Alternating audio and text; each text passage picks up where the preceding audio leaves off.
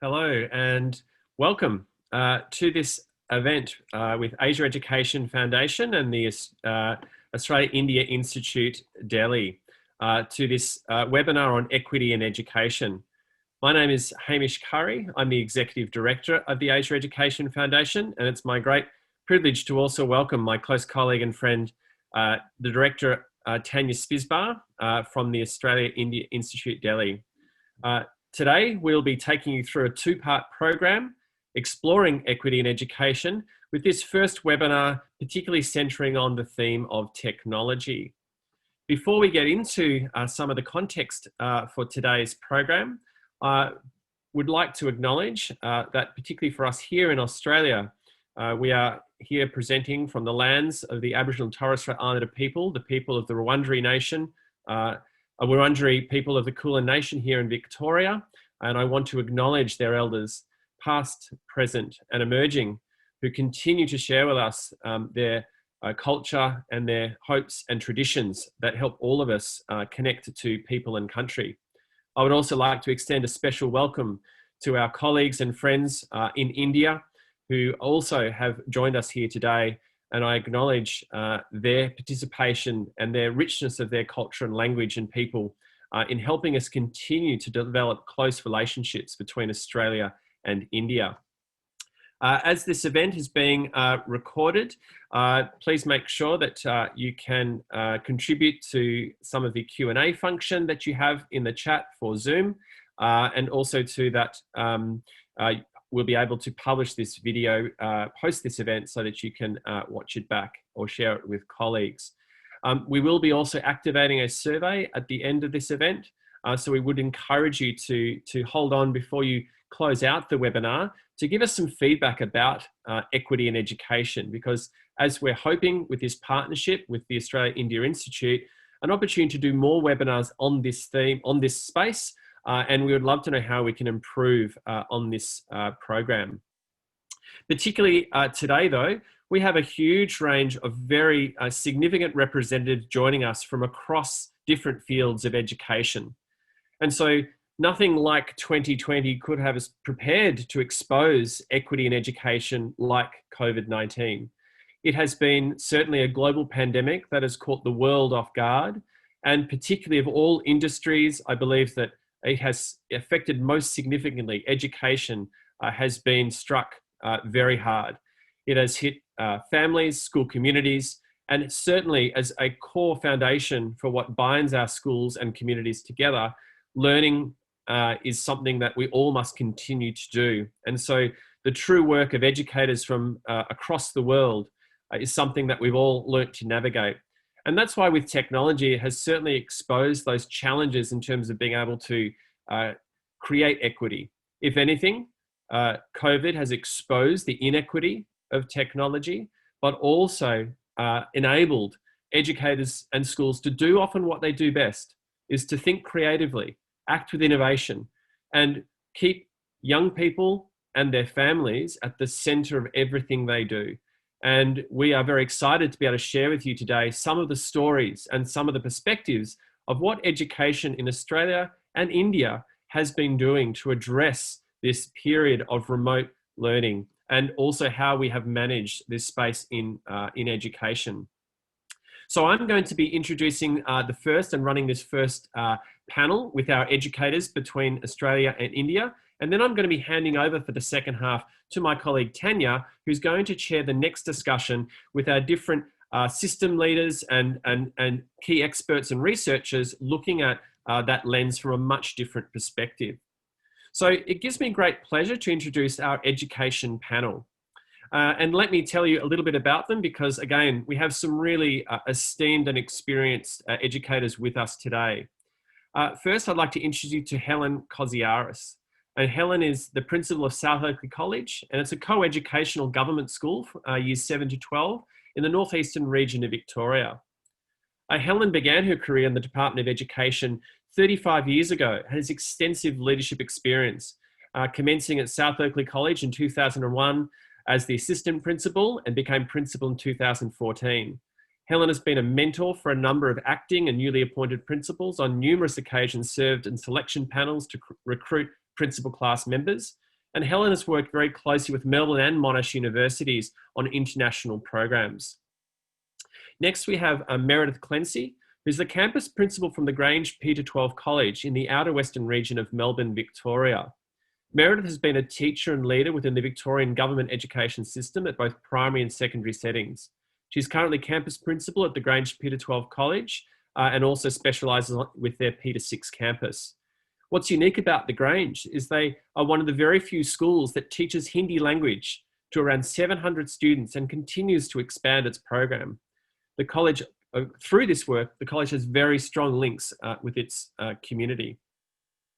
To our educators joining us from India, so Malini Narayanan, who's the chairperson of the National Progressive Schools Conference and also principal of the Army Public School in Shankar Vihar in New Delhi.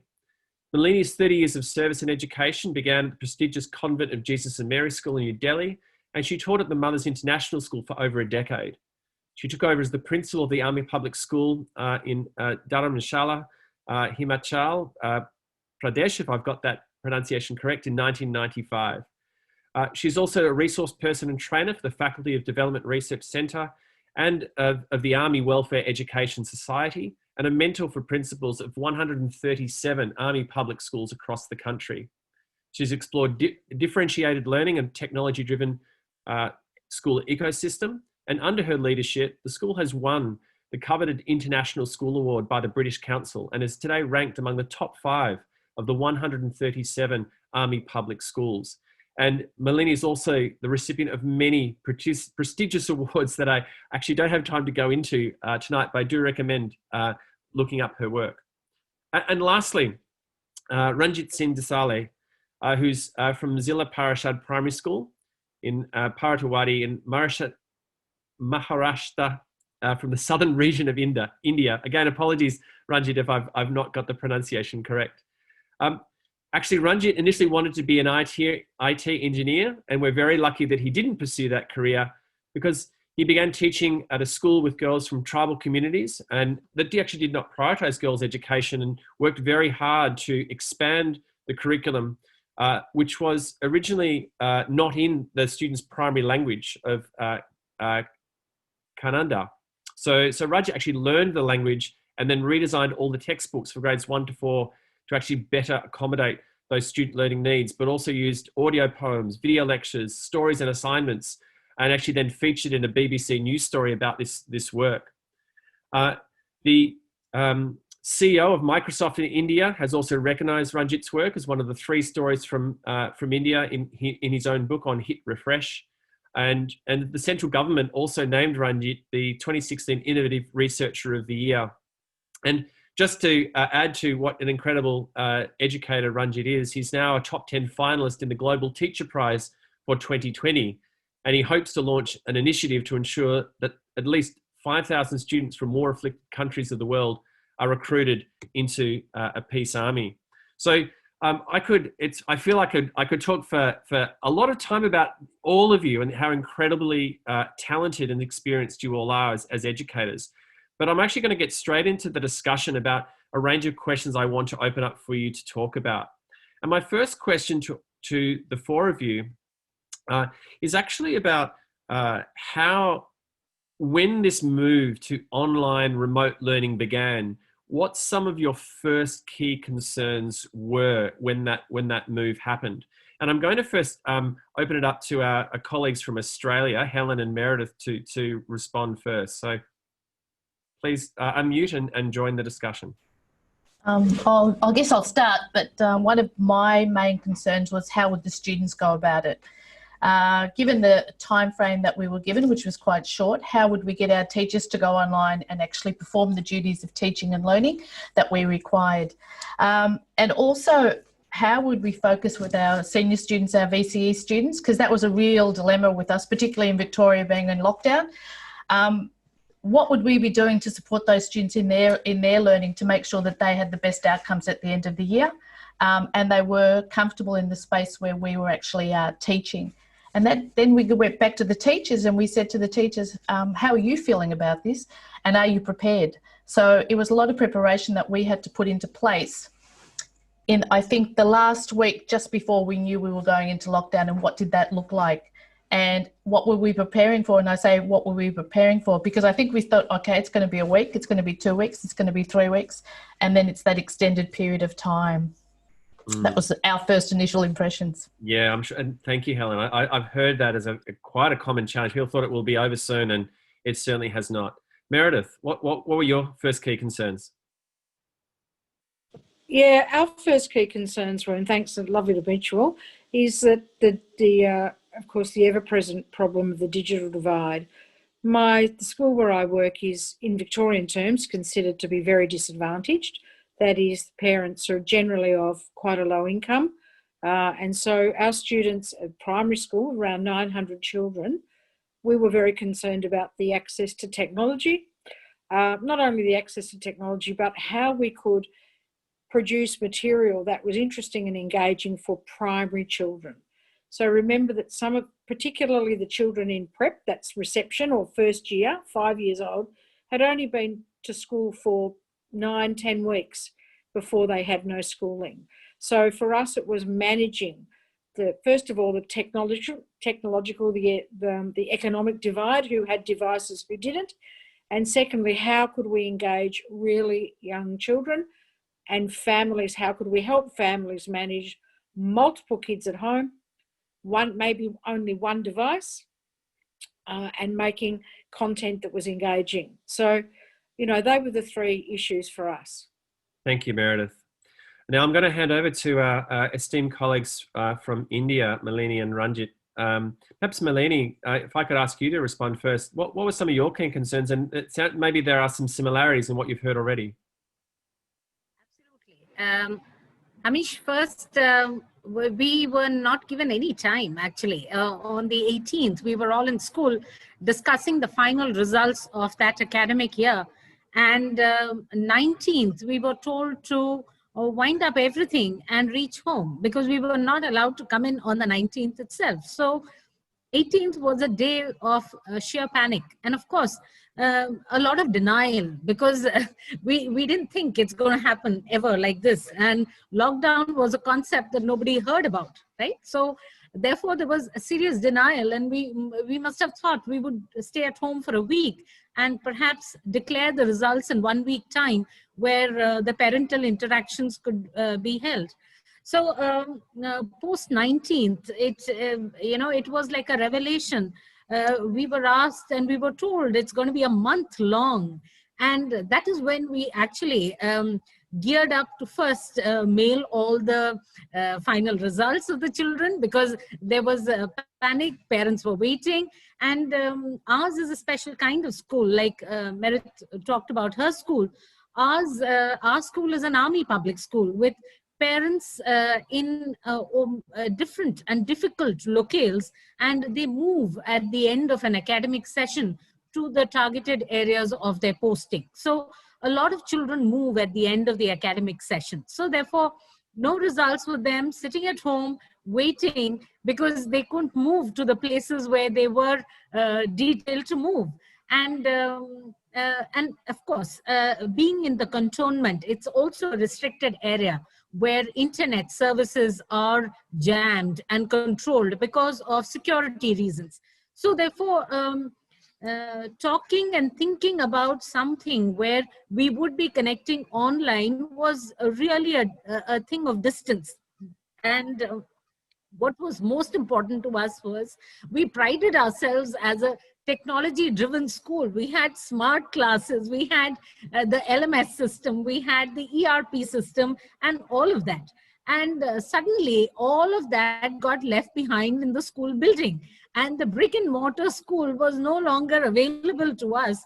And here we were sitting at home wondering what to do. And it was a week of despair before we all got together and started brainstorming on what is the way to connect. And of course, the initial few, weeks or days was spent in making happy videos of ourselves and, sending messages across and keeping the children together. And using all kind of apps to send our assignments through, making the parents believe that we are at it and, you know, our schools are still functional. But we realize that that's going to be a few days work, you know, and teachers videographing, and teachers are a shy lot. They're not the stars that you would think coming on the WhatsApp groups, filming themselves. So it was a difficult and a daunting task motivating them to kind of film themselves, talk about lessons, do podcasts, and so many more things, which we actually learned on the job in that 1 week. And I'm sure we'll talk about all of that. And the similar concerns of children at home, but single device, not getting internet connection, and then exploring safe platforms for ourselves and secure, you know, keeping our data secure. So those were some of our initial concerns. I'm sure we'll be talking more about all of that. Thank you, Malini. Yeah, look, a really comprehensive description there about some of the challenges and also some of the opportunities. Ranjit, if I pass to you about what were some of your first concerns when this happened? Yeah, the same thing that Malini has already mentioned, that we were at school yesterday and the next day government called off, now school being closed. And I was just about to start the final exam of my students. But unfortunately, we couldn't do the exams and the results was not announced. So my concern was that how do I reach to my students, because it was very difficult for us. We do have the technological setup at my class and in the schools, but we don't have that access of technology, how to reach to the students at the home. Even if students are from less privileged background, they don't have the mobile devices. So how we can share the devices, that was my concern, because it's not possible for me to tell the parents now you have to buy a mobile. So we want to continue the education, we want to shift from face to face to on virtual mode. So their economical condition was not that good so that they could purchase the devices and continue the learning of their students of the class. So my concerns were more about how to reach out to my students. So in India, or where I'm teaching, it's like if you're not in the school, it means you're not learning. Even though it's like students, like the parents are having they don't care about the education of their son or daughters. So it's like let them come to the school and then only they can learn. So my concern, you can understand that how I can pursue the mindset of the parents to ensure them that even sitting at home their children can learn. Thank you so much, Ranjit. I'm sure, and again, between the four of you, present some very different contexts and some complementary stories as well. So my next question is really thinking about, firstly, the experience of students, and you've picked up on this quite well, Ranjit. So your first impressions of how students managed it. And given that we have educators here looking after both primary or secondary and also from kinder to end of school, be interested in your perspectives of how different types of students then endured through some of the remote learning and some of the lockdown, and in fact the lockdown that continues. So if you've got a quick response, give me a wave with your hand, and I'd love to hear. Meredith, over to you. Yeah, so I was very interested to see which students would respond effectively and quickly to learning, online learning. we had a very quick response and a very positive response from a lot of our boys who were very happy to be self-contained at home in front of a device. I'm not making a generalization, but I always say my own personal children. I have two children, one of whom is completing her final year of schooling. So this year through, we call it the Victorian Certificate of Education, online. So I had that perspective as well, which was very fascinating to compare with my own children and the school children. But we found that a lot of our girl students were really terribly missing the social interaction of school. As much as the academic work, They were missing seeing each other. They were missing talking. And for our very young students, it was really important for us to make sure that they were able to connect very quickly. So we set up little social groups where children played together, and they had some online play for the 5-year-olds, always with one of our staff and their parent in the background if possible. And we played little games with them, like find 5 things that might begin with a letter B, or 3 orange things. So we and the teachers, and we had to tailor things right back down to that very basic level. And, you know, it's been tricky and it's been difficult, but I can tell you there's so many new learnings that we are now incorporating now that we're back at school. So there were a lot of challenges I'm sure everyone had, but, you know, initially it was making sure that all the kids are engaged and how we're going to manage. A lot of our parents wanted to do paperwork.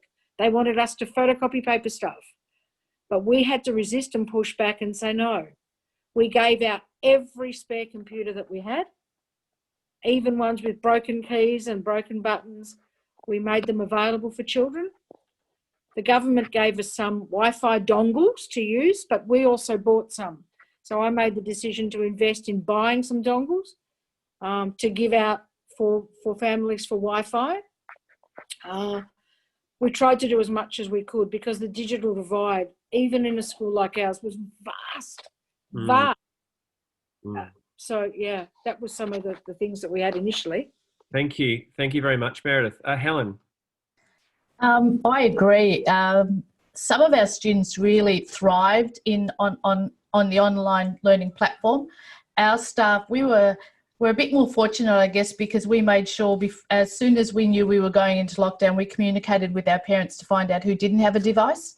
We're a device school, so our students, when they come in at Year 7, tend to buy their devices. So I think there's only maybe 1 or 2 year levels that don't have devices, but they all do, if you understand what I mean. So we'd actually got our kids prepared through Microsoft Teams. So our students were very familiar with Teams, and obviously our staff over the last 2 years have been practicing and working on Teams as well.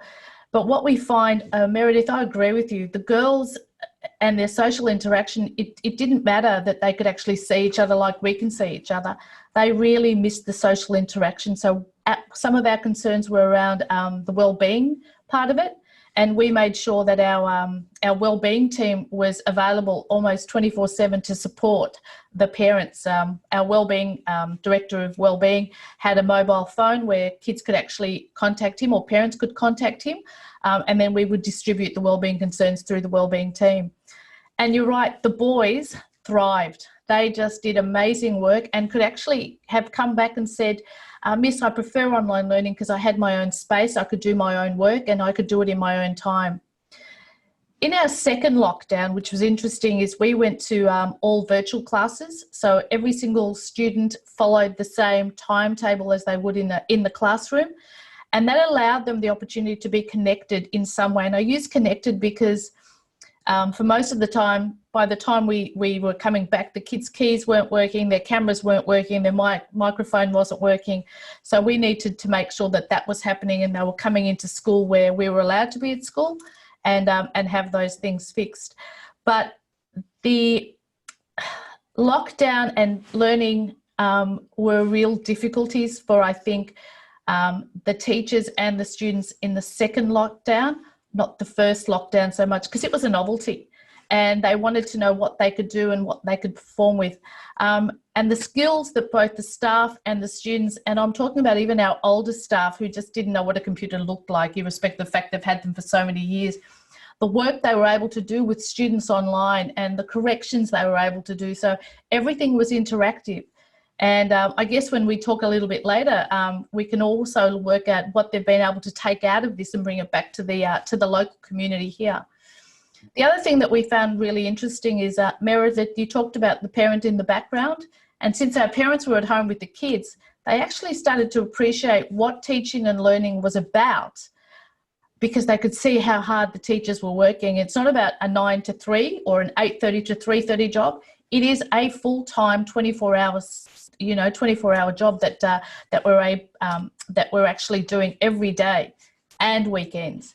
So the parents had a different appreciation of teaching and learning, and they also had a different appreciation of the effort that their own children were putting in. So sometimes when the parents are saying, oh, my child's done all their work, and they have, well, no, your child hasn't, and you can see that by what's been going on. So that was always an interesting thing that we found with the parents. But again, I guess we're I won't say an affluent, we're a middle class area. So the middle class area meant that some of our kids had more advantages than other kids. But it didn't mean that all our kids were on the same level platform, and they weren't. Having the devices, and yes, the Department of Education provided us with dongles and some devices. And again, like Meredith, we also provided our kids with extra computers that we had here. So no student left the school without a device. No student left the school without having some access to Wi-Fi. And where we thought we'd covered all of that, 2-3 weeks later, we found out that a child was using their mum's mobile phone to connect to the internet. So when we found those, see, those are things you don't know. Those are things that you assume, but weren't happening. So we were able to address those issues, sometimes a little bit later than we would have. But yeah, on the whole, I think, yeah, that was our experience to start with. Thanks very much, Helen. If I could pass over to our colleagues in India about the experience of what you observed in your students. Perhaps, Malini, would you like to go first? Yeah, sure.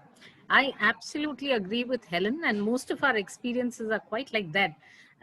Initial excitement about how we're meeting each other, because for nearly 15-20 days there was deep silence, because none of us knew where we were going, and we were just connecting through the mobile apps where we would send the recording and we would send. So the face-to-face first initial meetings on the Zoom, which we explored as a first, platform, was so exciting, finding each other online. I think that was a great moment of reunion for everyone.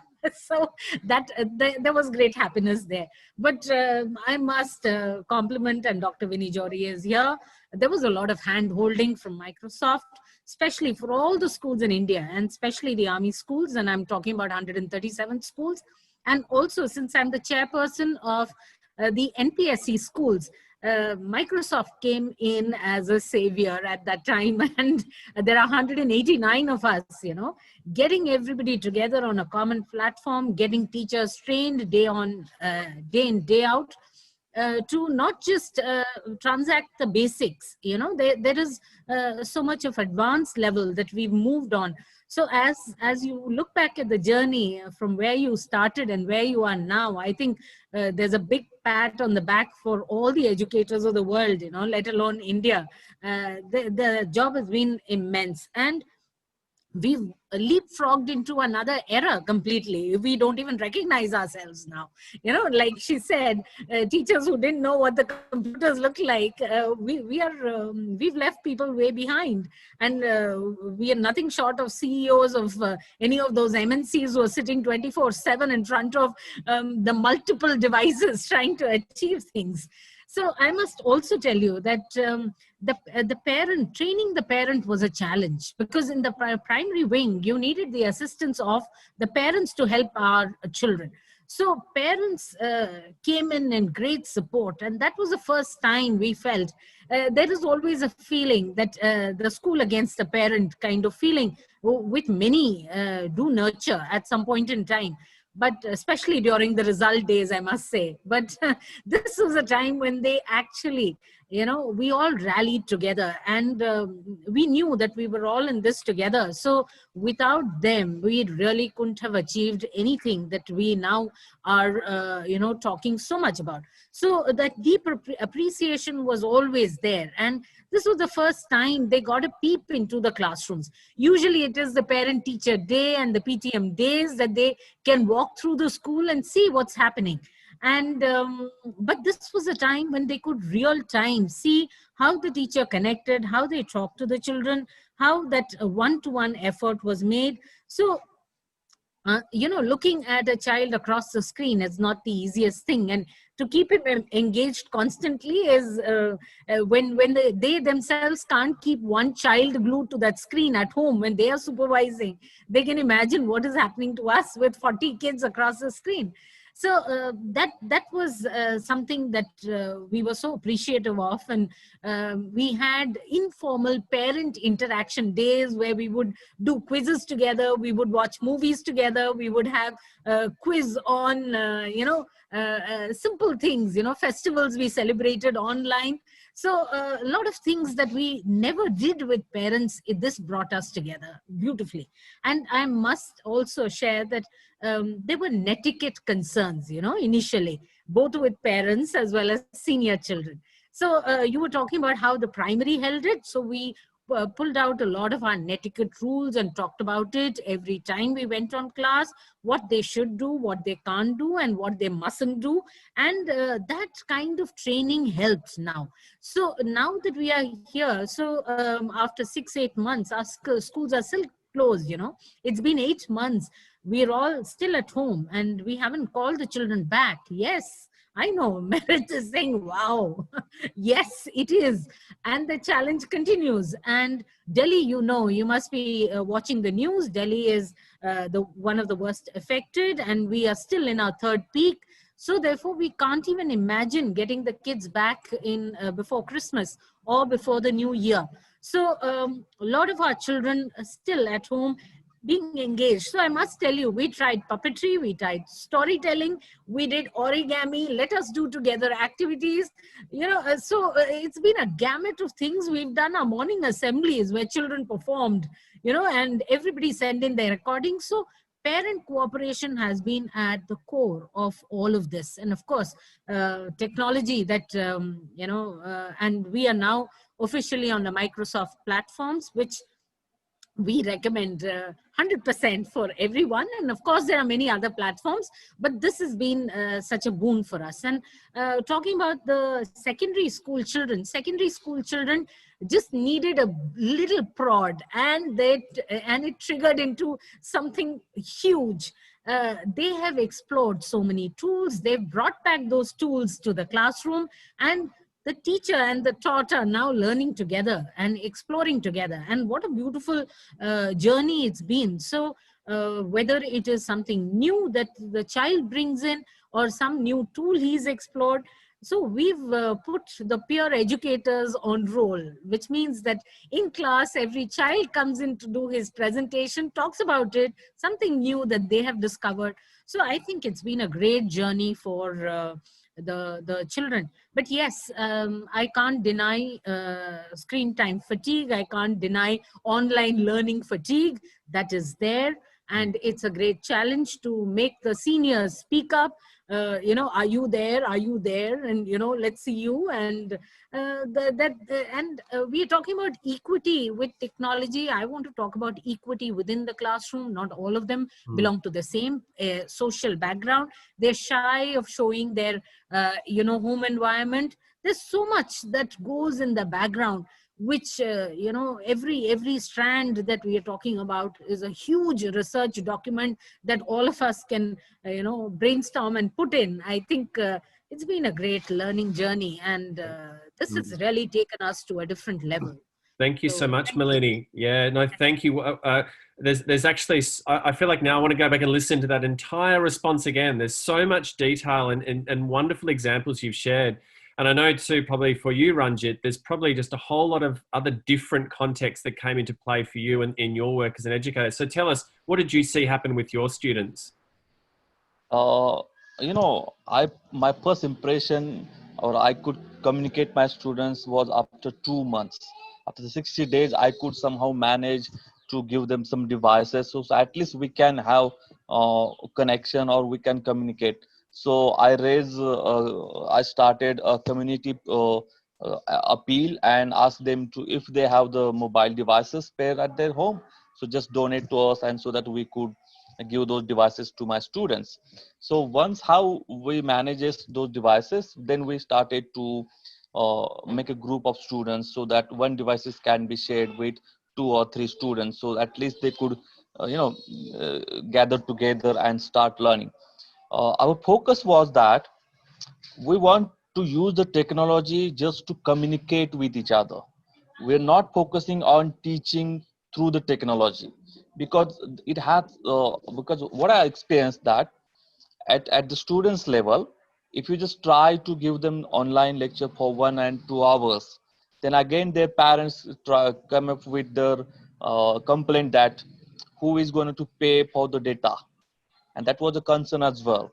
So I have to make I have very small time to work on it. So what I decided, rather than going for the teaching through the technology, just use the technology the way to communicate with them, just instruct themselves, or give them instructions. So I thought that nature and the family is the biggest and safest source of knowledge for my students in the lockdown. So how can I utilize those resources so that my students could learn at least? So I made some activity sheets according to my curriculum. I redesigned the textbook, and somehow I assure that the learning outcomes should be achieved at the end of the year. So my first tool that I use, obviously we have been using Microsoft technology in last since 2015. So last 4 years students actually use to Skype and the Teams and the Office 365.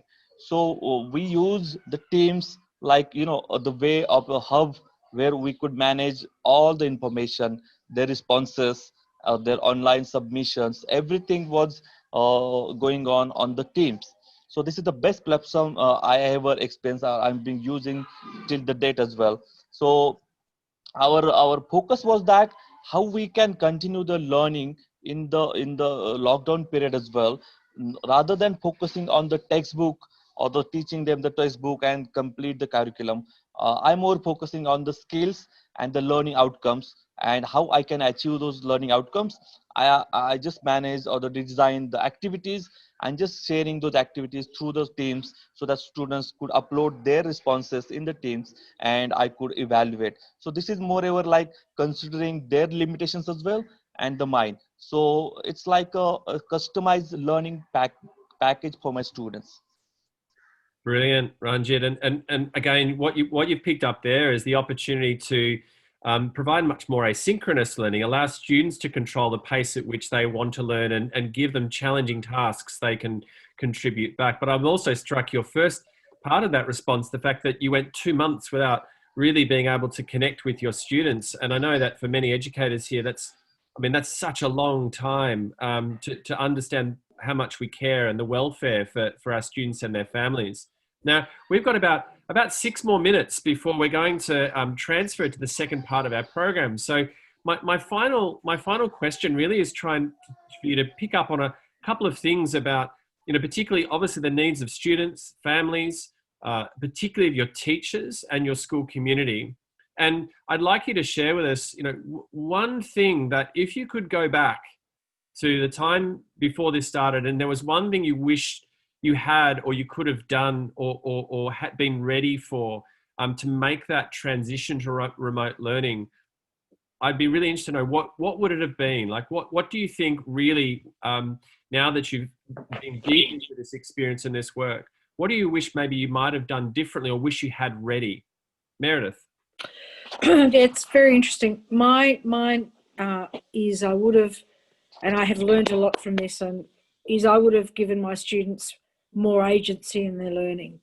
I was very interested in what you said, Ranjit, about using nature and using family experience and culture as a means of continuing education, because one thing that I've learned from this is that family and community, culture and the environment is certainly an incredibly enriching educational experience, and that we were able to mine that effectively to bring out some positive learning experiences. But I would have, given the time again, I would have trusted families and students in terms of their own agency about developing some of their own tasks for students and making sure and allowing them more agency and allowing their students to grow.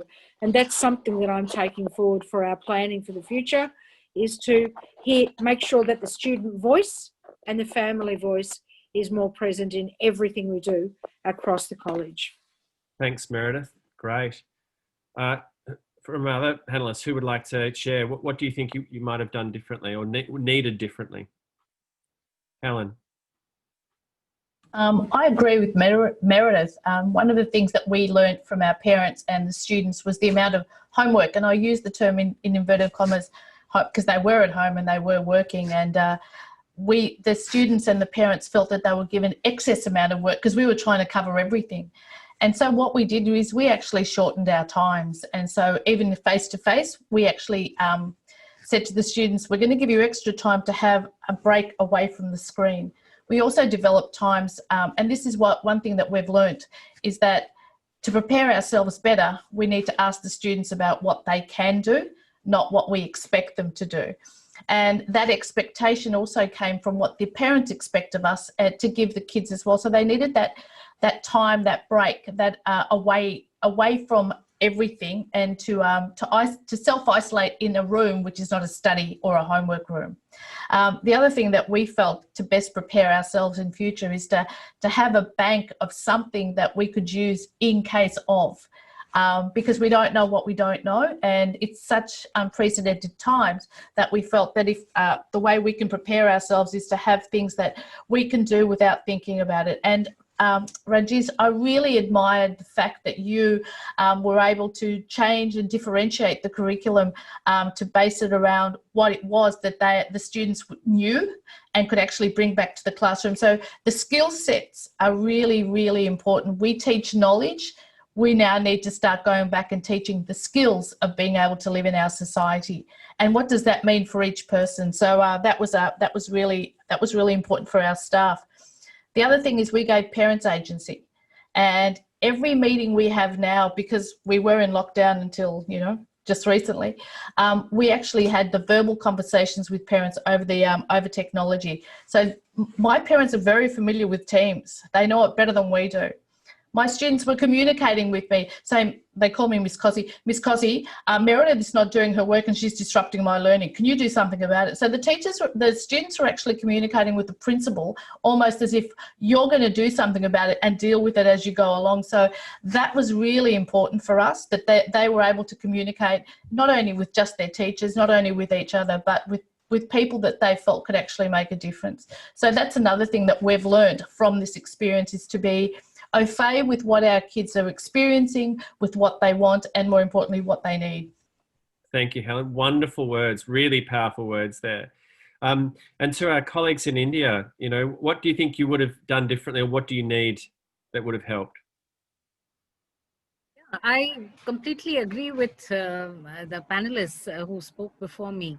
Our obsessive, compulsion with the curriculum and the content of the curriculum. Now, actually, we've realized that we can get by even without that. There is so much more that the child needs to learn, as in terms of adaptability, in terms of resilience, in terms of how one grows, and what are the unpredictables, and how one moves with the unpredictables, and how learning can continue beyond the content, curriculum, and the text. So I think that was a great step forward, and I think that is what is now going to come back to the school, where we've had walls in the classroom, where we have restricted ourselves because of the over-obsession over the content. So now from content to context is what is going to be thought about.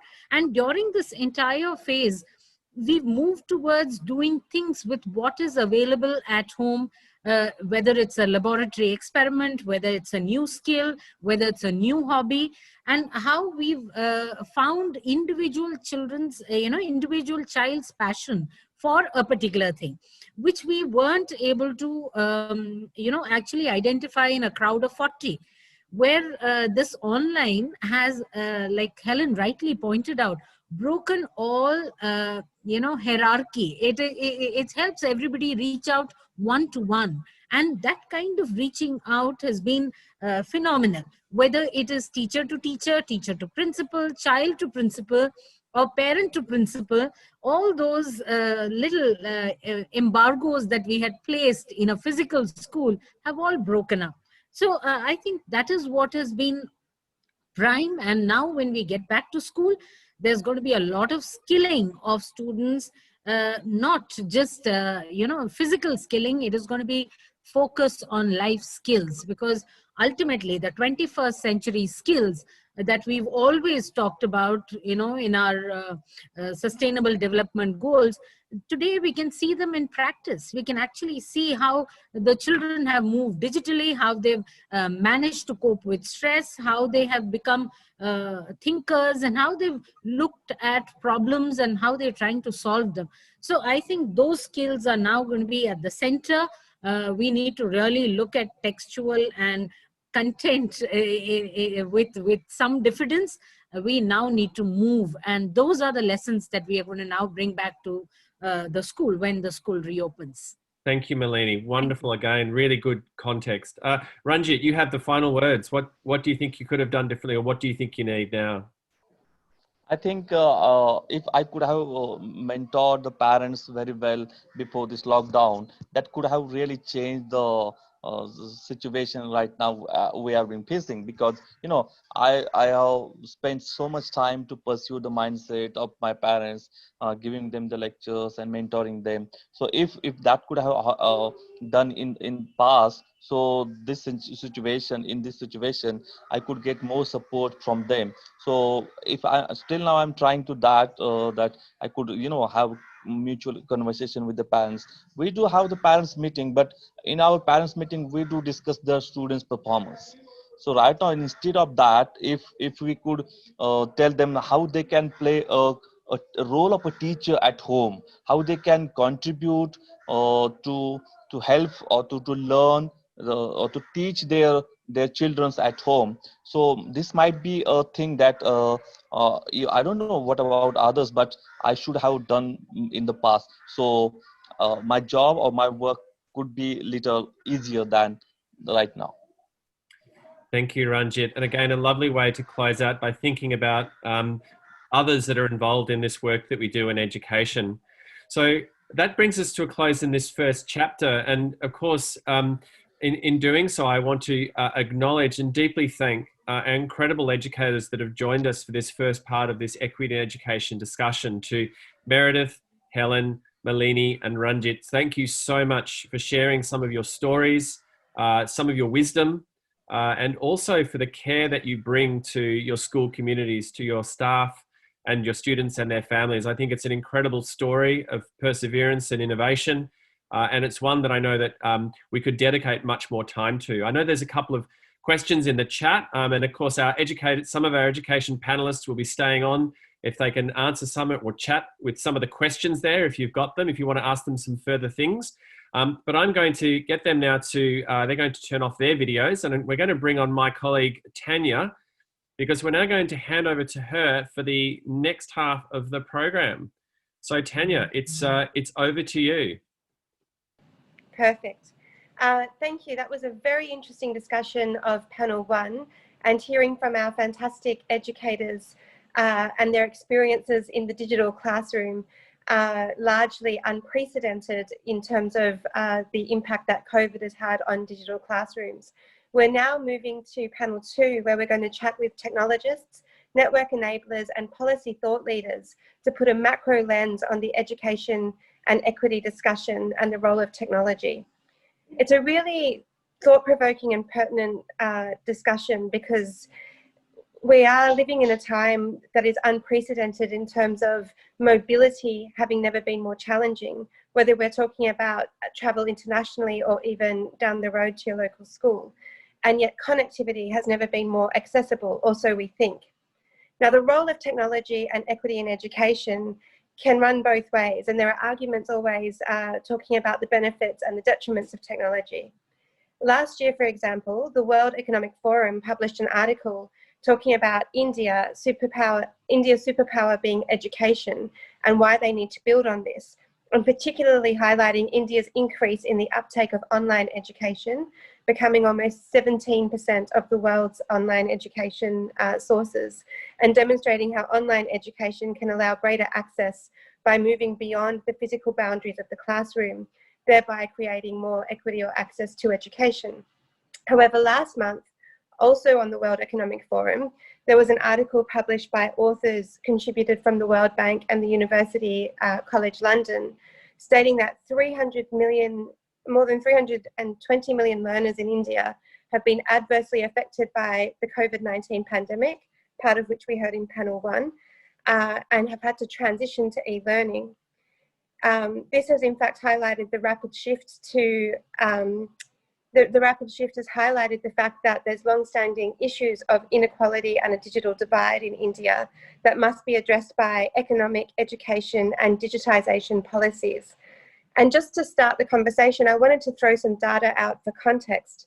So we've been discussing access, but in Delhi, for example, which probably has the highest penetration, 34.7% have a computer or access to a computer in terms of households, and 55.8% have access to the internet.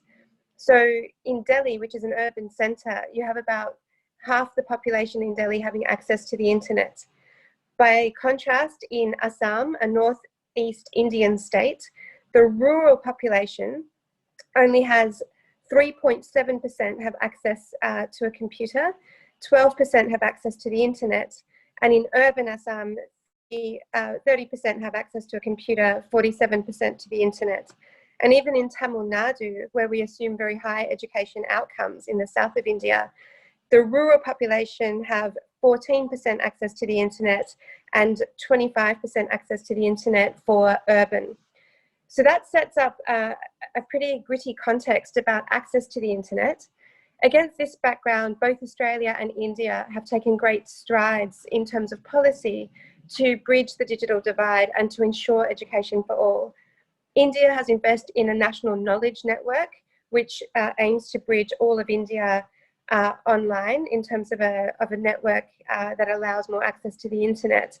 And this year released its new education policy, which allowed for greater liberalisation of online education as well. Similarly, Australia has its national broadband network for similar reasons. While we are a small population, we're double the landmass of India, and therefore access to the internet and the digital divide has also been a significant issue in Australia, as we heard in panel 1 from some of our teachers there. It now gives me a great pleasure to introduce the panel to take this discussion further. We have Dr. Vinny Johari, the Director of Education Advocacy at Microsoft. And she works not only as the education industry expert at Microsoft, but has long been an educationist as well. She leads and manages strategic engagements in education with specific focus on K-12 for digital transformation in education. She has a very impressive background, but I'll just highlight several awards she's received over the years, including a Making a Difference award for recognition for remote learning initiatives in 2019, and in 2020 for her K-12 work in the Growth Mindset Award for the public sector. And again, we heard of Microsoft's great impact in the public sector in panel 1. Her work has impacted millions of teachers and students on teaching with technology through managing projects at scale. And as an educationist, she has inspired educators to publish research and enable global research communities on service management and innovation. Our second speaker comes from the University of Melbourne, Associate Professor Wee Tong Se. Wee Tong is at the Melbourne Graduate School of Education at the University of Melbourne. He's also a research fellow at Zhejiang Basic Education Research Centre, China. Wee Tong's current research focus is on the development of enabling valuing amongst students and teachers, and on the role of artificial intelligence programs in complementing mathematics in teachers' professional practice. As an expert in mathematics himself, he currently coordinates a 19-country research consortium across the globe to promote learning outcomes, to deliver teaching self-efficacy, and to empower students to regulate their mathematics anxiety. perhaps something we all suffer from. So I'm looking forward to hearing from Wei Tung as well. Then we also have Suzanne Cridge, the Director of Education from Social Ventures Australia. Sue joined as Director of Education in 2013 and is responsible for designing and leading the Bright Spots Schools Connection. The Connection, as it's called, provides innovative support to education leaders to develop projects and actions that respond to the issues of education disadvantage in Australia's most challenged communities. The work of the Connection is published and recognised internationally as cutting-edge design in systems leadership support and implementation, strengthened by capacity building. And we're looking forward to hearing more on that. And finally, we have Ms. Kiran Bhatti, Senior Fellow at the Centre for Policy Research in India. Her research focuses on institutional aspects of education provision, including the functioning of the frontline bureaucracy and the public-private boundary in school education. She's currently conducting research at the EHES in Paris, which is the L'École des Hautes Études en Sciences Sociales, basically higher education in social sciences, on the changing role of the state in school education. She was the first National Commissioner for the Right to Education Act in India and continues to be a member of several national committees on education policies. She's published in several academic journals and the national media. So I welcome our esteemed panel. I'd first like to start with Dr. Vinny Johari. Welcome, Vinny. So Vinny, technology is considered central to the reform of school education. And we've heard in the panel one session just how involved Microsoft has been in supporting public schools and army schools in India. Can you provide a bit more information about how your organisation has supported the delivery of a larger mandate of enabling online learning? And can you highlight any challenges you might have noticed in providing to public and army schools in terms of access to technology solutions that Microsoft provides? Thank you, Tanya. Really a pleasure to be here with us, with you today. To set up the context on the role that Microsoft has played over the last few months and years on building capacity on remote learning. During the pandemic crisis, Microsoft partnered with multiple state governments as well as leading private and public schools to build capacity for their teachers to embrace remote learning. So it was not just about capacity building of teachers, it was also firstly important to create that infrastructure. So for example, if schools had to deploy teams for enabling remote learning, it was not only just to conduct online lectures, but also enable the schools to conduct assessments, the students being able to collaborate with each other, to connect with the parents and to connect with the community. So what we wanted was to institute a collaborative approach that could facilitate the right amount of teaching and learning and collaboration. So Microsoft extended technical support to hundreds of schools across India and universities as well through our partner network. So schools were given guidance on how teams could be deployed for remote learning and also manage the policy so that privacy of students and data could be protected as well. And there were guidance and policy documents released on managing the administrative policies at the back end. The second key piece was to partner with influential leaders like Mrs. Malini Narayanan. She's the chairman of NPSC and also was a key enabler for us to reach out to the multiple Army public schools across India. Just from Army public schools, we had facilitated learning opportunities for more than 70,000 users across India and many in the remote areas as well. Also, another aspect was we worked with schools across India in multiple state governments. So Ranjit Singh Desale has been a Microsoft fellow and an evangelist and has created exposure for teaching on remote learning for thousands of teachers.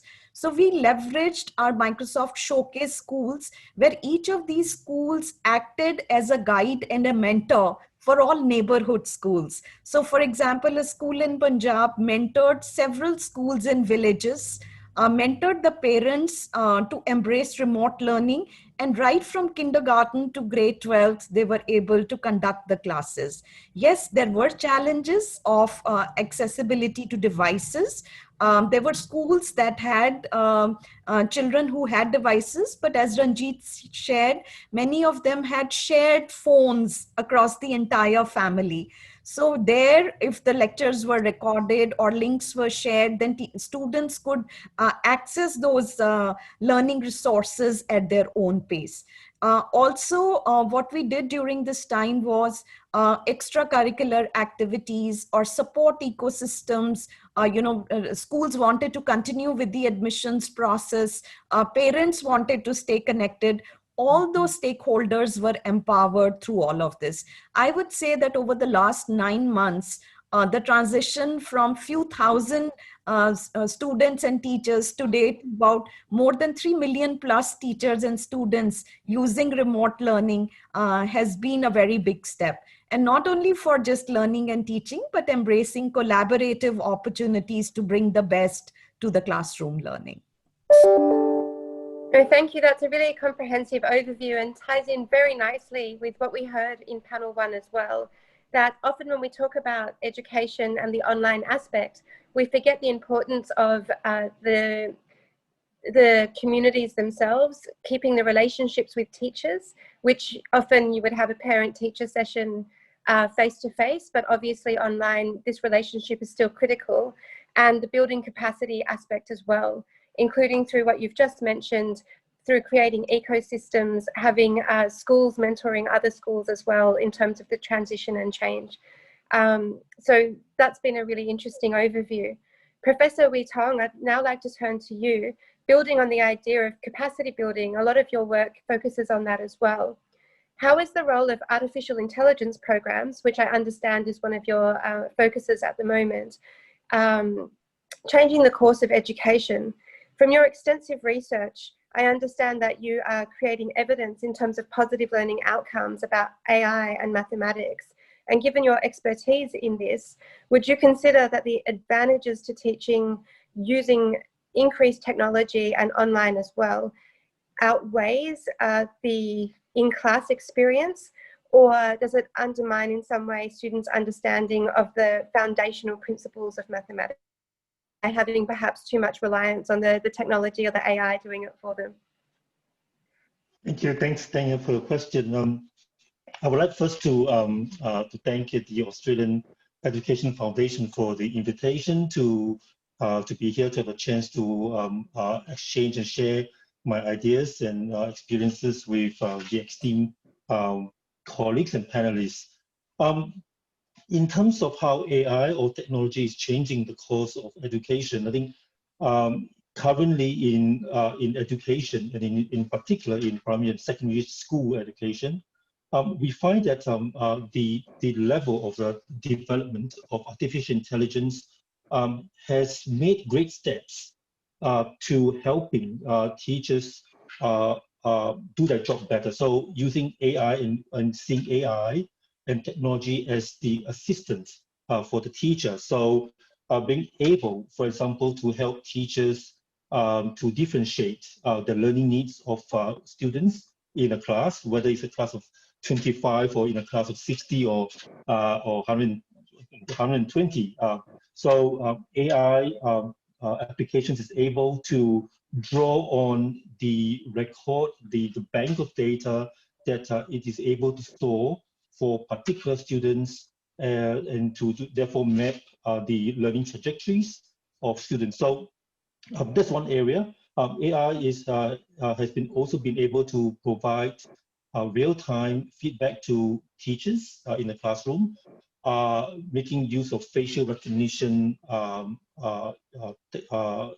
technologies, for example, being able to detect evidence or signals of students who are feeling a little bit lost, a little bit disengaged, a little bit confused, and the extent to which they provide real-time information to the teachers, and therefore helping the teachers to guide the next 30 or the next few minutes of the lesson, and that's important. Now, I have no doubt from an educational point of view that technology, either because of the COVID pandemic or because of just the sheer 21st century of advances, there will be a lot of research and development in all kinds of learning technologies, including AI. The threats to these, at least in Australia, I will just simply list two. One is the classroom teachers' readiness and capability to actually draw on this information to inform them of what to do next in the classroom. So that's important. Interpreting the data that the technology is providing them, real time or otherwise, and making changes, making the necessary changes and adaptations to the lesson planning. The second would be the privacy concern. I think by and large, the society is still very concerned about what use is made of the information that the technology is storing for my children or for my child in the school over years. So I think that is another concern that as a society, we need to address. And so therefore, data literacy is important for teachers in the privacy. In terms of the advantages to teaching the greater use of technology, I do find that we are at a point of no return. I mean, this is the reality of the 21st century. Whether we have the pandemic or not, it has informed, it has guided, it has benefited education in many ways, of course, while at the same time creating inequity as well. As you've heard from the teachers, some students thrive in this environment and some students don't. And I believe that the COVID pandemic is a perfect opportunity for schools, for education systems to now think about what we can do better. The pandemic has exposed the inequities, the issues, the problems relating to being prepared for education with technology and education with devices. And as you know, there are layers and layers of issues. It's not just the internet connection, it's also got to do with the devices, how many people in the household is sharing the devices, what sort of devices, and even if they're devices, data costs, as Ranjit talks about earlier.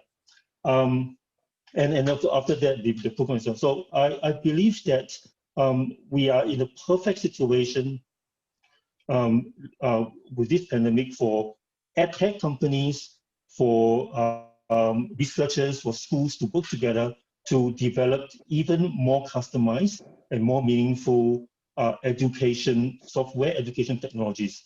Now, what is, and I'll just stop here after saying this, what this has exposed, on the other hand, is with all this excitement of technological advances, what this has exposed is the fact that technology at the current stage of development and in the foreseeable future may have a challenge in doing what teachers do best, which is to build the attitudes, to embrace, to get the children to embrace the beliefs and attitudes of learning, of collaborating, working together in groups, well-being, mass anxiety, and in very much the values that are important in terms of as part of learning, whether it's learning maths, learning science, or learning the arts, the values that you bring with you as a young adult to be able to make meaning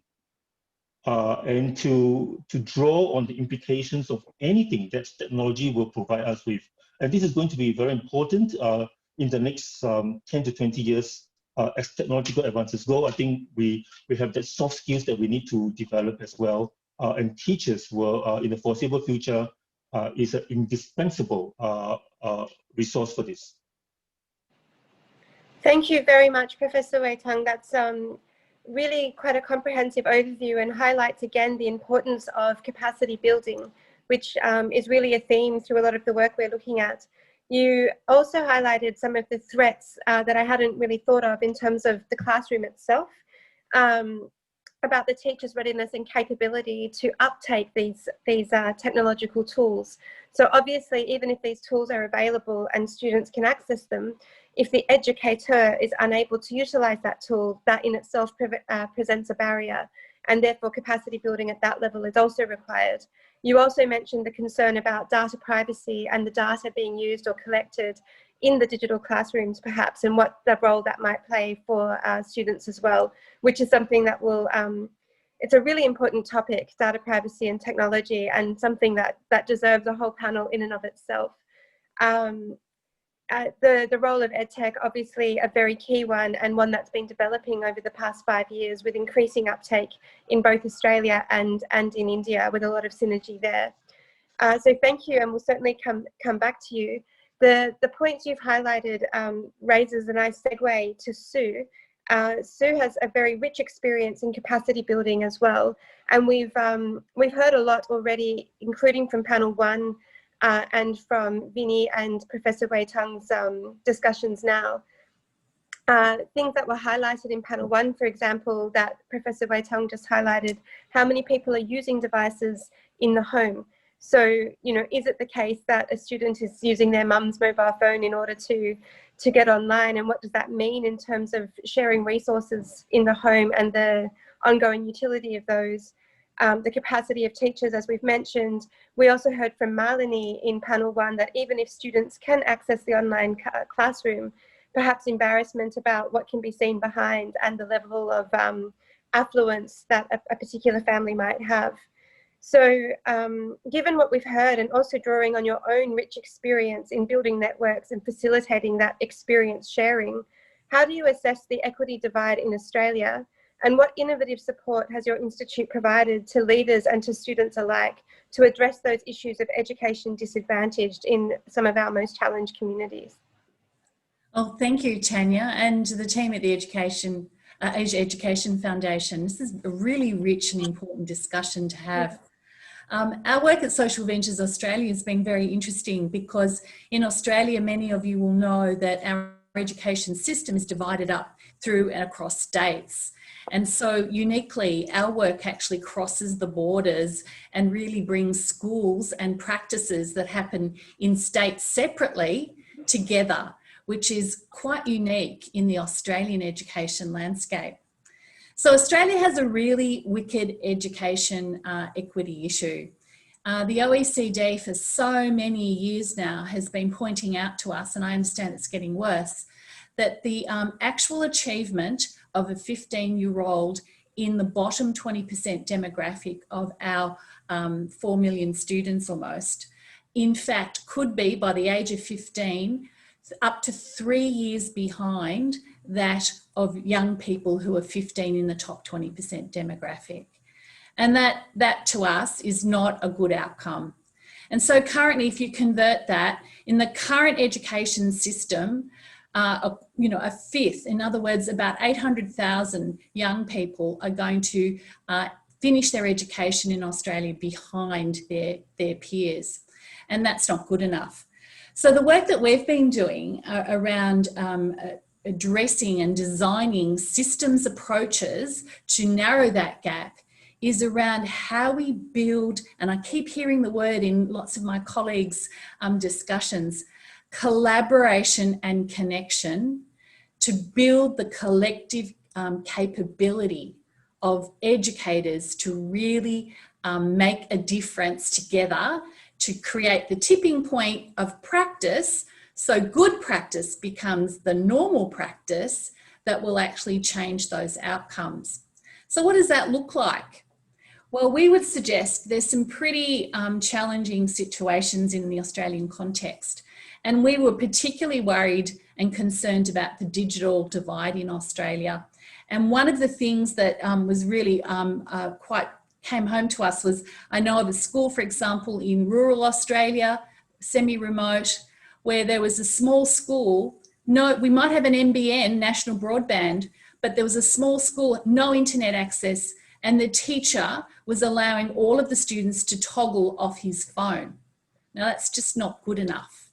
And so frankly, we're dealing with great, fabulous state-of-the-art schools in some of our urban centres and some real challenges in remote and rural communities. So I just want to take it a step further in terms of where are the opportunities. I actually think when we identify schools doing excellent practice, and some of that practice we've heard about tonight, if we connect that and we allow those educators and give them permission to share their learning, their skills, their knowledge, so that they can go back then into their communities, refine, develop and grow their practice, and then influence all of the schools around them. And I heard Vinny talking about, schools in India through Microsoft guiding and mentoring other schools. Well, it kind of looks like that. Well, we've done evaluation to determine that that actually works and it actually impacts student learning. So in terms of technology, where is the best practice? What do we know works in those really complex, challenged, disadvantaged contexts or schools? And then how do we connect people who are doing the good work so we can accelerate, the actions for a whole systems change? So we've been piloting that with 50 schools across 3 states in Australia. It works. We've been at it for nearly 5 years now. We've got the data, we've got the evidence, and now we're actually scaling that to a much bigger piece. And government is walking alongside that at the moment, which is really exciting, along with philanthropy. So on that basis, capacity building, collaboration and connection across systems, to me, is a no-brainer. We've just got to do more of it, and we've got to empower our educators who have the skills and knowledge to do that. Very comprehensive, Sue, and quite interesting to think about. I really like your phrase, collaboration and connection to build collective capability. And that's something that can lend itself not just between schools, between states, federation, but also thinking about collective capability when we think about digitisation policy, economic policy, innovation policy, and education policy, and how they really build off each other. So those are some really interesting things highlighted. And as you also touched on some powerful policy important aspects as well, including how perhaps while the NBN might be a step in the right direction, it's certainly a shortfall for being able to service every school in the country. Certainly the same could be said of India. While they have their national knowledge network, certainly there are many black spots in terms of access there as well. I should highlight, and Kiran Bhatti can do a much better job than me, given she's a policy expert in her own right, but I should highlight that India itself is a federation and, like Australia, also has state-based education responsibilities. So there's a nice synergy and similarity there as well. So particularly this federal new education policy that was launched in July still has to be implemented in each of the states, and each state needs to work out how implementing that policy will best suit their demographic. And as I mentioned at the beginning, there's some quite variation in terms of digital access across states in India. So Kiran Bhatti, I'd now like to talk to you. In a country as diverse as India, in terms of the regional and linguistic and caste and class system, all of which, or some of which are different to what Australia grapples with, particularly the linguistic and the caste aspects, the socioeconomic status and also gender, which Australia also shares. How do you think the digital initiatives are impacting the digital divide between rural and urban, or rich and poor? And as a policy expert, is the reality different from the political narrative that we've seen on technology as a facilitative education tool? Or is it indeed facilitative but leaves room for further improvement? Over to you.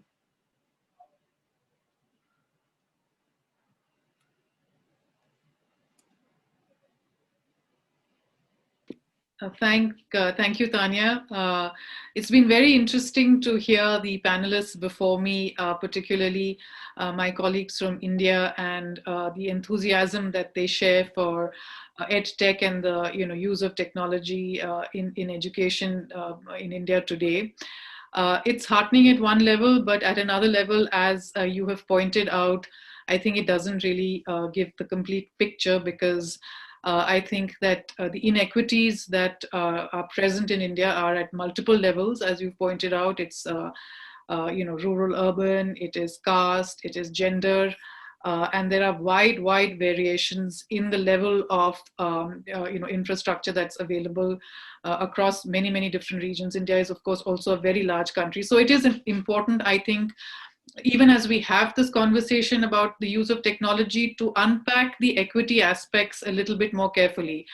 And it's not enough to acknowledge a digital divide and then move on to talking about how technology can be used, because that digital divide really needs to be unpacked in more minute details if we are really to move forward in terms of building a policy on EdTech. So I think the many layers that exist there, one can start, for instance, with even the age profile of users. And I think the kind of research that is emerging now shows that for the younger students in particular, that online learning is proving to be a huge challenge, because I think the kind of intimate interaction that the younger, at the foundational level learners require is not possible on an online platform. So I think that a lot of those working with smaller children, lots of educators working with smaller children are pointing that out. So it's important for us, as we present our enthusiasm for technology, to also calibrate it along these different lines. So it might be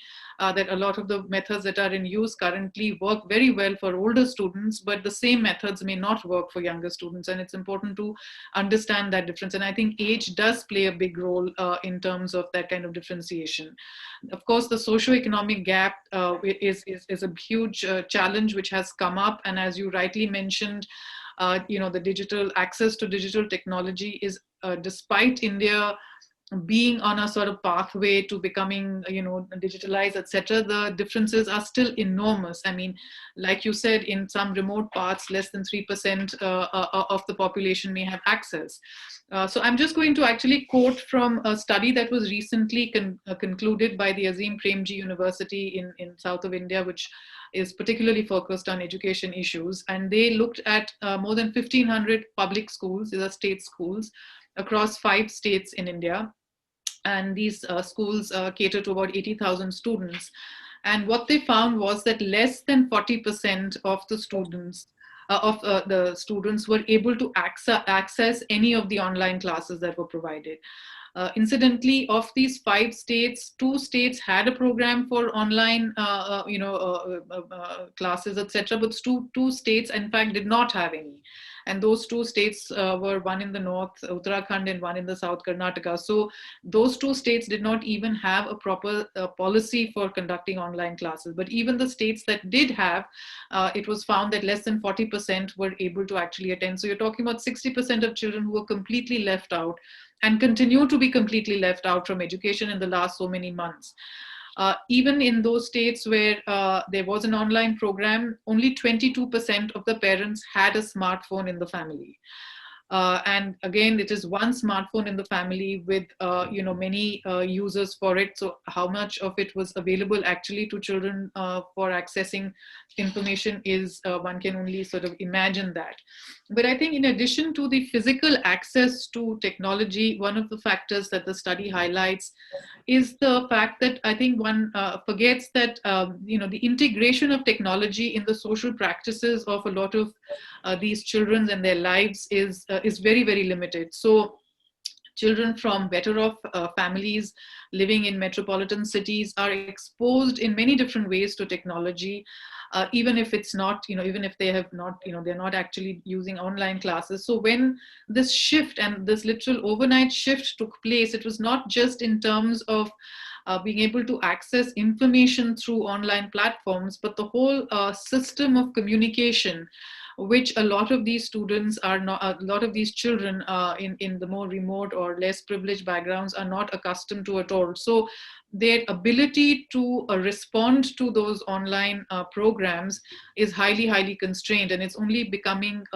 evident now as teachers have begun to express the difficulties that they're facing in terms of being able to assess how much of learning has taken place. So many teachers, for instance, have been talking about the fact that they are not able to actually assess, give them even exercises and get children to complete those exercises online, or they are not able to tell really which child is learning how much. So even in situations where the technology might be available, I think there are huge barriers still to how much information and how well the communication takes place, which needs to be explored in a lot more detail than it's being done. Of course, in addition to the physical digital divide, and I'm glad that Professor Witong mentioned the fact that teachers' ability to use those devices is also limited. It is not just the children's ability. And therefore, the capacity building of teachers is again showing up as a huge challenge, not just in terms of their using the devices, but also many teachers in many states have expressed some difficulty in using the material that is prepared often very centrally. So and I'm going to just quote very quickly from the same study, where a teacher says that, we do not create this material that is being handed down to us from a central platform. And this material uses language that we do not use. It is very different from the context in which the children we are teaching. So they find it not just in terms of the actual technology, but even in terms of the material that is being generated through very central systems, and using perhaps so it's from a very different context. So the teachers themselves do not relate to that material, and then find it very difficult to convey that onto the students whose backgrounds would be very different from where the material is generated. So I'm glad that the teachers' agency has been mentioned, because in many states, at least in India, the teachers have very little agency in terms of developing this material that is being used online. And so not only do they struggle practically with the technology itself, but they're also struggling with the content that is being made available. That's creating sort of, in a sense, another layer of divide. So again, just to give you some more data, it seems that because of these difficulties where the children, A, don't have access to the device, or B, they are not able to make sense of the material because it relates to a different context, it seems that only 44% of the teachers are able to actually connect on a daily basis. 17% connect on an alternate basis, and 14% only about once or twice a week. And even then, only 74% of the teachers have said that they're able to, they do less than 1 hour a day of the online class. So actually, even the quantum of practice, so to speak, is extremely low for a variety of reasons. So I think put together, the physical divide, the cognitive divide, the capacity divide, these are some very substantial problems which highlight all the kinds of different issues in equity that have existed and continue to exist in the education system. I think it is correct that the pandemic and the focus on technology has just brought those up, highlighted them, and exposed them that much more. So I think at the end of the day, one does need to step back and look at those core challenges that exist in terms of the infrastructure availability, in terms of the capacity of teachers. And if we are to move towards, the sort of EdTech, on this EdTech pathway, then those core challenges need to be addressed first. And unless we do that, we are just going to actually increase the divide at a macro level much more. Already, as Suzanne mentioned, the bottom and the top level are highly disparate, and that disparity is just going to increase if the focus is going to be only on technology and how the technology can be brought into education much more. I think that we need to look at some of the other aspects as well. And many parents have expressed the desire. And the unfortunate thing is that all the conversation is around technology. There's not enough conversation on how to bring the children back to school. And I'm sitting here in France, where all the children go to school.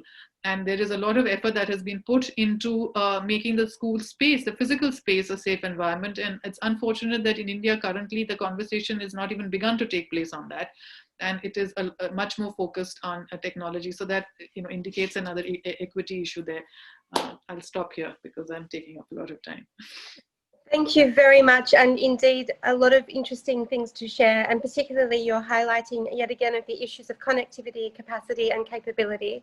There's so much more we could discuss, but unfortunately, we've reached the last remaining minutes of our panel. Which shows this could have easily been a whole day forum, and I look forward to staying in touch with many of you. if I could just invite each speaker on the panel to give a one-line response in wrapping up, what would your single recommendation be in terms of what perhaps would be more conducive for shifting us to online education, or is the status quo sufficient? Starting with Vinny. So I would just like to say that for complete education transformation, there are aspects that need to be looked beyond technology. Technology can be an enabler, but it all starts with leadership and vision and creating the right culture. It's about teaching and learning practices that are conducive to student success, and also couple with it intelligent infrastructure as well.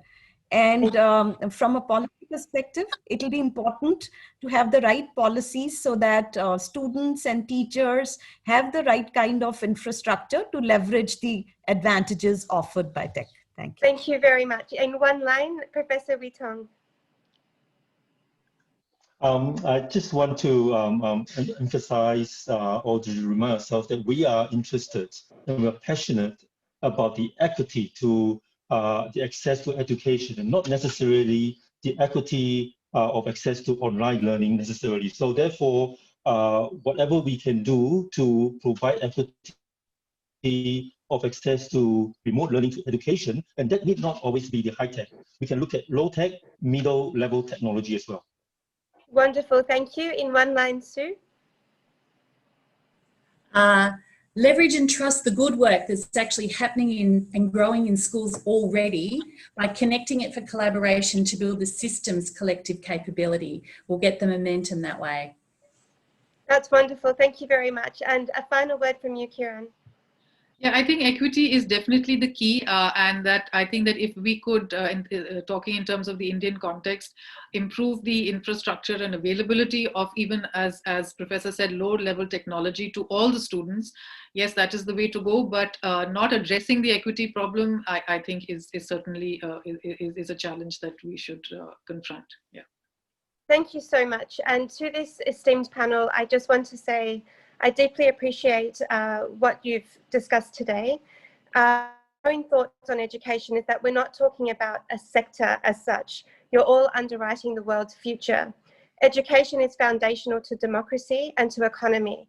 It underpins our understanding of civic duty and is foundational for furthering innovation, because you cannot create if you're not curious. And if you're taught to accept, you cannot question. So you stifle the ability to innovate or to engage in critical thinking. We therefore can't allow education to be neglected, whether online or off. And I really thank our esteemed panels, both 1 and 2, for your commitment, dedication, and passion to the importance of education. Hamish, I'll turn over to you for your final words. Thank you very much, Tanya. Well, this has been the first program in our partnership between the Asia Education Foundation and the Australia-India Institute, Delhi, in exploring this space of equity in education. So we're keen to continue this series into 2021, exploring other themes. Again, my heartfelt thanks to our incredible panelists that did a remarkable job in the time that we had. Thank you to our audience that's joined us from many parts of the world, particularly from India and across Australia, as well as other parts of Asia. But also, again, to Tanya for your work and through the Institute in supporting this program to happen, and the continued ideas. We can see how Australia and India can collaborate and learn on education. This recording will be made available very soon so that you can share it with colleagues and pick up on other points you may have missed. Also, make sure that you can provide some feedback at the close of this event with a couple of quick questions, and wishing everyone on this call and this event well wishes towards the end of the year. We wish you all the best to stay safe, stay connected, and to look after each other. Thank you, and take care.